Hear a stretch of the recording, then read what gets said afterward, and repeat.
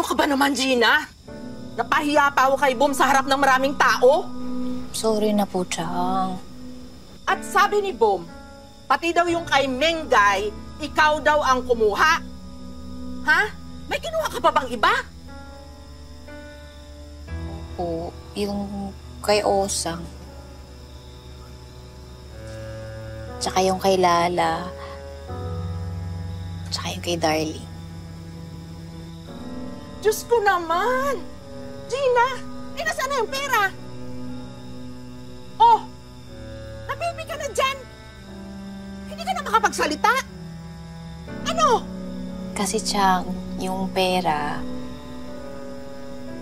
ibinigay ko kay Chito para invest niya dun sa... Ano ka ng kamote naman, Gina? Kakikilala mo pa lang ng taong yon? Nagbigay ka na ng pera? Baka mamaya banky business yon.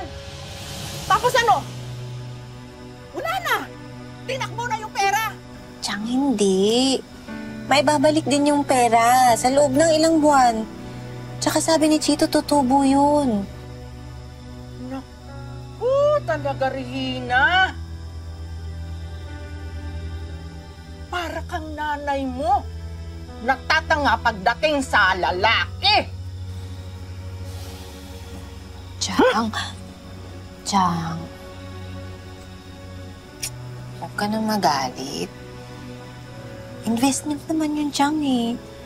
Tsaka, promise, babalik din namin agad ni Chito yung pera. Mahal. Hello, mahal. Oh, bakit parang malungkot ang mahal ko? Ha? Ano ba pwede ko gawin para mapalitan ko ng ngiti ang kalungkutan mo? Ito kasing si Chang, pinagalitan ako eh. Kasi hindi siya masyadong tiwala dun sa pagbigay ko ng pera para sa investment. Ah, ganun ba? Pasensya na, mahal. Ako pa pala dahilan kung bakit ka napagalitan. Hindi naman sa ganun.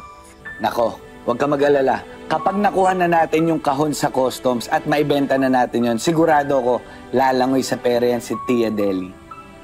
Tama ka, mahal. Ayan nakangiti na, mahal ko. Kita mo, mas bagay sa'yo yung ganyan eh. Nakasmile parate. I love you. I love you.